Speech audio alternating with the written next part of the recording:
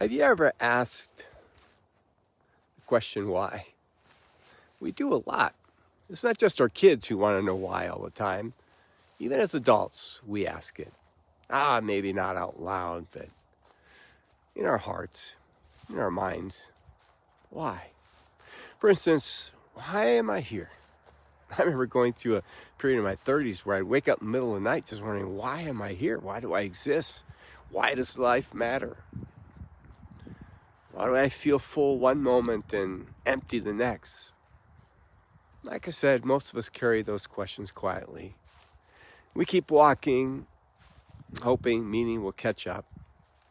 That's how it began with Jesus too.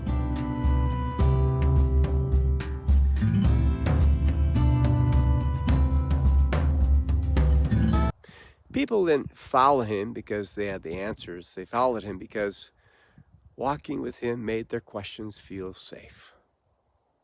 He was so different from the religious leaders of that day who sparked fear in people's lives. Their heavy eyebrows, their deep furrowed foreheads, their angry tones made God seem unapproachable.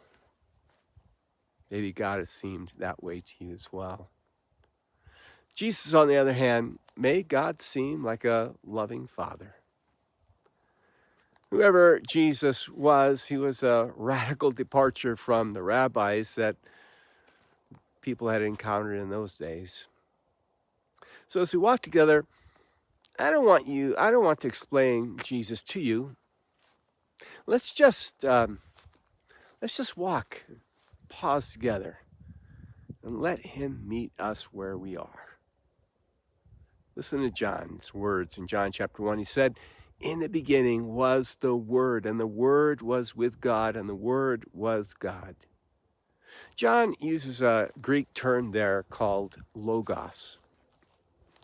And the word logos is a word that means reason, or the explanation underneath everything that exists. John is saying before the universe had shape, before history had direction, before you and I ever asked why, there was a reason. And that reason wasn't an idea. It was a person. John goes on, he says, the Word, or the Logos, was with God, and the Word, the Logos, was God. You know, Jesus doesn't just show up later on. He wasn't created. He didn't come as a backup plan. He has always been there with God and is God. So when Jesus steps onto the path, we're not just learning about God. We are walking with the one who gives meaning to everything. When someone asks, why do I matter? The most honest answer isn't scientific, it's relational. Because someone loves you. Because someone chose you.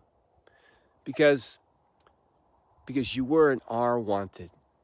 Now, I can hear somebody saying or thinking to themselves, well, you may have felt that way, Dale, but not me. I was abandoned, I was abused, I was put up for adoption, and I truly am terribly sorry if that's the case. I wish no one ever faced abuse or abandonment. As a survivor of repeated child abuse, I know a little bit about some of those feelings. Here's the good news. You're finding out that you really are wanted. God wants you. He always has. John is also telling us something similar about the universe. See, the reason behind everything isn't power, and it's not an accident. It's not control. The reason is love. Listen again to John in chapter 1, verse 4. He says, in him was life.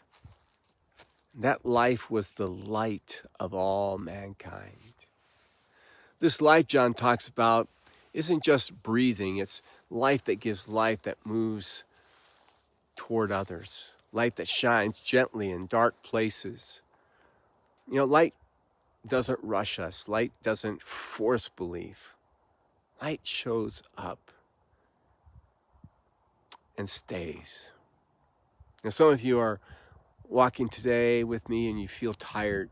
Some of you feel unsure. Some feel far from God. Jesus doesn't turn away from that.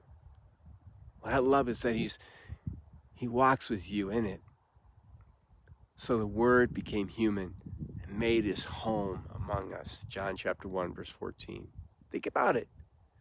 If the foundation of reality were power, God would have come conquering. If it were control, he would have come ruling. But if the foundation of reality is love, then God comes close. He walks. He stays. He makes his home with us.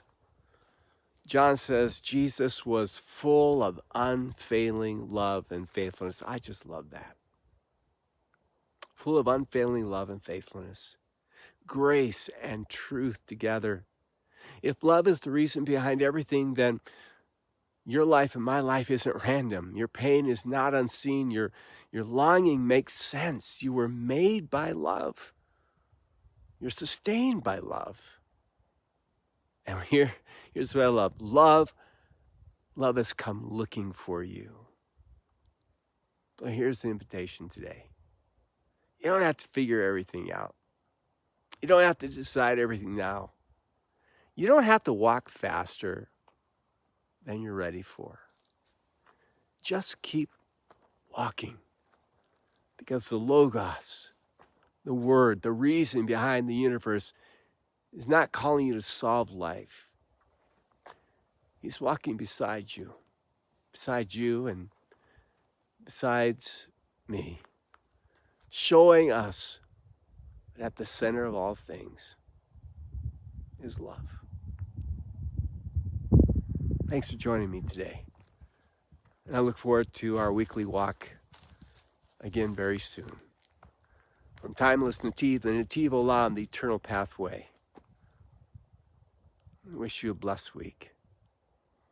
If you'd like to subscribe, I'd encourage you to do that so you can receive the weekly walk each week and we can stay in contact. I'll see you soon.